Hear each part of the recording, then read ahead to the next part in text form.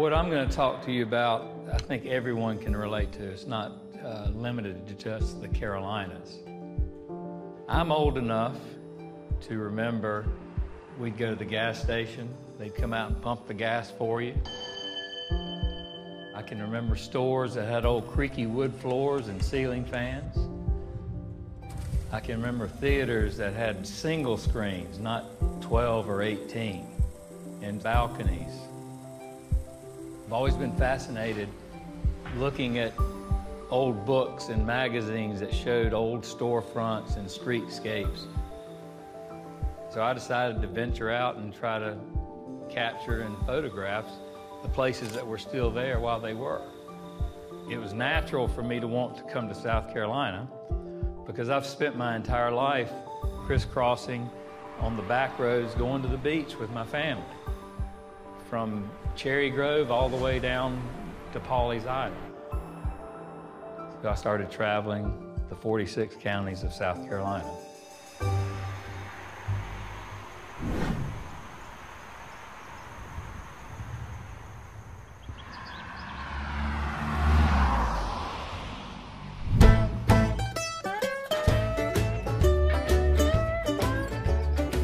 Downtown Bentonville was made very wealthy by cotton.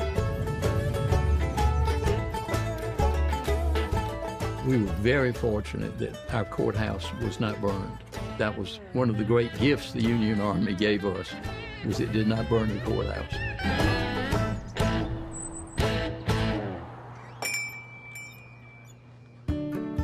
I grew up in here, and my grandfather worked here. Turned 16, started working part-time. In 1988, my husband had recently graduated from college. You know, he was just kind of thinking about grad school, and Pop wanted to retire, and one thing led to another, and he said, well, I'll give it 5 years.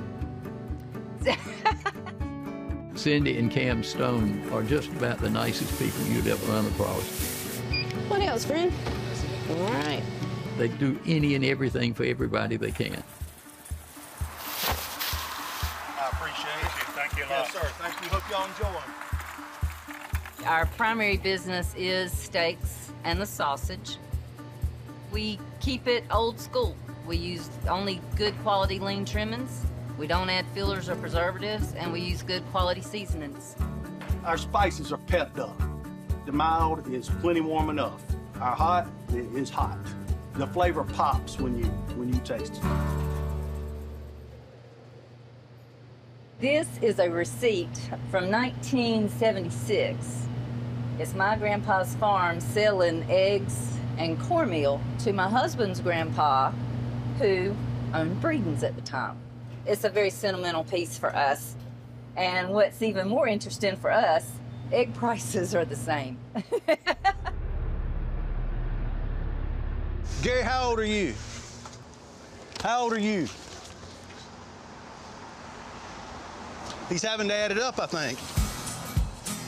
We're conscious about who we buy from, how the meat's handled. He buys a good bit of everything. He has a lot of items that you can't get, especially if you can't get them in chain stores. We got a 6x8 walk-in freezer, and then we've got additional smaller freezers scattered throughout. Let's see, I started when I was 27, and I'm 81 now. How many is that? We make our sausage fresh every day. Freddie knows the process. He knows what it takes.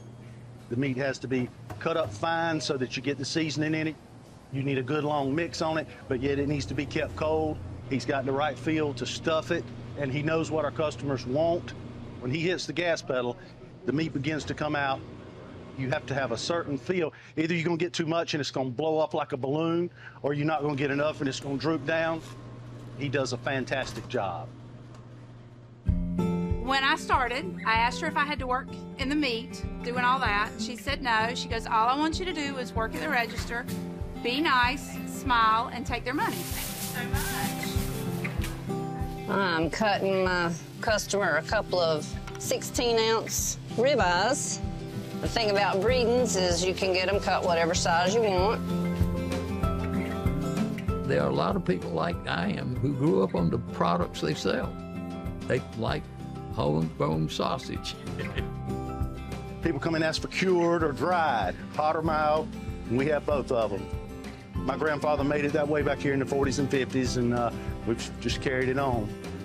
There's generations of people that have shopped with us, generations of family, I mean, and they know generations of our family, and it's real. It's not made up.